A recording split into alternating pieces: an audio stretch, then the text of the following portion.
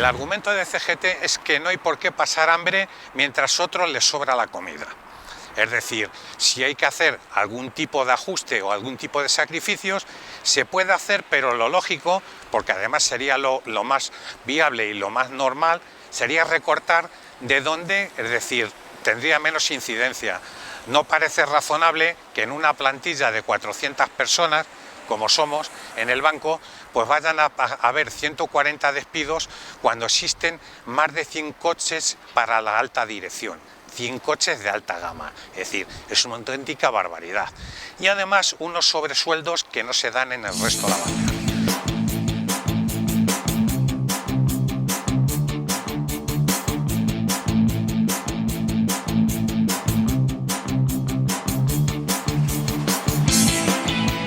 Este conflicto lo tenemos que contextualizar en lo que han sido los últimos años del sector financiero.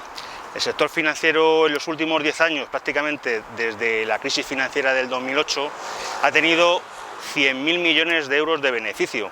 O sea, a pesar de que lo que nos venden las propias patronales bancarias y lo que nos venden los medios de comunicación de que la banca está deteriorada, 100.000 millones de beneficios creo que es un beneficio bastante importante. Este beneficio realmente redunda básicamente en un porcentaje superior casi al 60% en dividendos a los accionistas. Concretamente, los accionistas de la banca mayoritariamente son fondos buitres. Por tanto, los beneficios que genera el sector bancario al final se los llevan fondos buitres que no generan ningún tipo de riqueza en el país. Si a esto le añadimos de que el sector bancario prácticamente está exento de impuestos, pues porque hay una cantidad de beneficios fiscales que provienen de la época de Mariano Rajoy, denominados créditos fiscales. Los impuestos de sociedades, que es por lo que tributan las sociedades, les salen mayoritariamente a devolver. Curioso, ¿no?, que un sector financiero, un sector productivo, unas empresas que generan tantos beneficios no contribuyan con sus beneficios a lo que es la riqueza del país. Las tarjetas revolving lo que tienen es que como la parte de interés al final vuelve a formar parte de capital y se tiene que amortizar, el interés final que sale, es decir, es altísimo, sale normalmente sobre un 27%. Todo lo que supera el 20% normalmente siempre ha sido considerado como usura. Entonces ha habido clientes, es decir, que han ido demandando ese tipo de interés en diversos tribunales por toda la geografía nacional, y al banco le han ido cayendo condenas por usura y por condiciones, porque además la letra en la que lo ponen, los contratos es muy pequeña, es pequeñísima, con lo cual la gente prácticamente no sabe ni lo que firma. De hecho, al final, es decir, ha sido tantas las sentencias que ha habido, que al final pues ha llegado al Supremo. Y el Supremo lo que ha estimado es que este tipo de tarjetas, al final, el tipo de interés resultante es cercano a un 27% y que eso es usura. Y que ese tipo de tarjetas, es decir, lo que hacen es convertir al cliente en un cliente cautivo, es decir, nunca va a terminar de pagar el crédito. Wizzingbank, hay que decir que el dueño es un fondo buitre americano, que lo que ha decidido es dedicarse al negocio más rentable, que es este tipo de negocio de tarjetas, pero a su vez el de más riesgo. Es un banco especial porque no es un banco tradicional como podamos conocer, que tiene oficinas a pie de calle y que todo el mundo tiene una cuenta corriente en ese banco. El problema actual, porque es decir, este banco a la medida que ha ido modificando su negocio para adaptarlo a las tarjetas, se ha ido quitando trabajadores y ya hizo un ERE en 2018. Ahora, con la sentencia, resulta que, es decir, el impacto de todo lo que van a tener que devolver y retroceder en intereses cobrados y provisiones que tienen que hacer, pues prácticamente les ha destrozado la cuenta de resultados y van a pasar de ganar algunos cientos de millones a perderlos. Es decir, son unas pérdidas muy considerables. El banco lo que hace es que ahora, para hacer frente a esas pérdidas, pretende que sean los empleados los que nos hagamos, por decir así, los tengamos que soportar. ¿Cómo? Pues pretende 140 despidos y, sin embargo, al mismo tiempo lo que no quieren hacer es que la dirección y los altos cargos, es decir, se aprieten el cinturón, y ellos siguen percibiendo por encima de lo que está marcado en los convenios y todo. a pesar de estos 100.000 millones de beneficios en los últimos 10 años, nos encontramos con que ha habido un descenso de trabajadores de aproximadamente 90.000, que viene a ser un tercio de la plantilla del sector bancario. Hasta el 2012 había fórmulas de reestructuración de empleo distintas. A partir del 2012, con la reforma laboral del Partido Popular, la maquinaria empresarial acude a los despidos colectivos como herramienta de reestructuración de plantilla.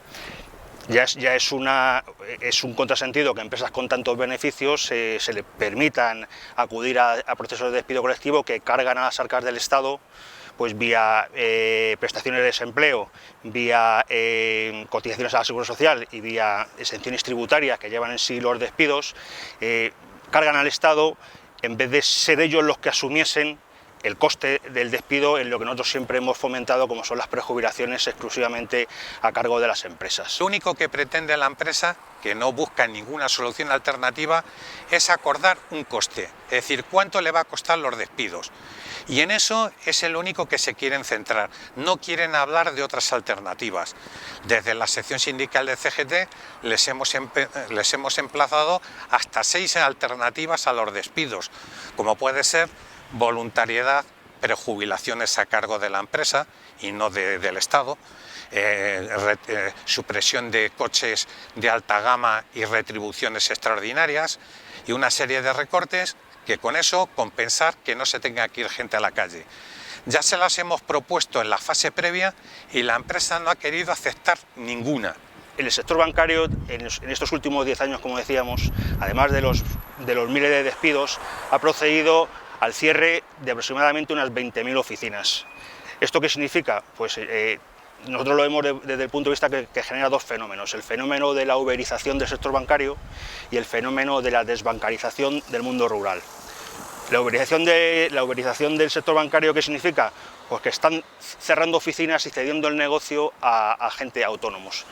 Tenemos montones de lo que es la economía digital ahora, ¿no? De que utiliza a los autónomos los falsos autónomos como trabajadores de la empresa. En este caso nosotros entendemos que la uberización del sector bancario se lleva produciendo silenciosamente durante mucho tiempo. Hay miles de oficinas que han cerrado los bancos, que le han cedido el negocio a gente autónoma que no son trabajadores del banco, que tienen otro sistema de costes laborales porque no atienden a ningún convenio. Y cuando hablábamos de la desbancarización del mundo rural, hablamos de que se están yendo de los pueblos. Eso está colaborando a lo que es la España vaciada. Concretamente, el gobierno en esta pandemia ha decretado que el sector bancario es un sector esencial. Nosotros entendemos que no se puede dejar a poblaciones inmensas del mundo rural, de la España vaciada, sin servicios financieros. Entendemos que debiera haber, aquí es donde entra, o entendemos nosotros como Federación de Banca de CGT, que es donde tendrían que entrar lo que es la banca pública, que diese servicio a toda esa gente que el sector financiero tradicional abandona, y ahí es donde la banca pública debiera dar servicio público, que además de esencial, debería ser público. El problema es que en estos momentos la acción sindical en la empresa es prácticamente inviable. Es decir, por la situación de la pandemia, la plantilla ahora mismo está teletrabajando en sus domicilios. No están en el edificio sede de la empresa, con lo cual los derechos sindicales de reunión, asamblea, manifestación y huelga pues no se pueden ejercitar.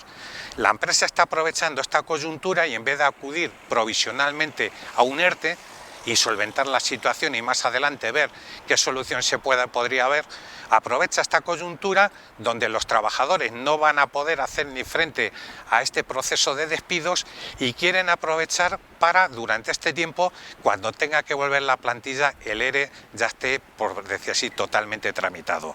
Nosotros lo que entendemos que la mejor solución siempre que hay un conflicto es la voluntariedad.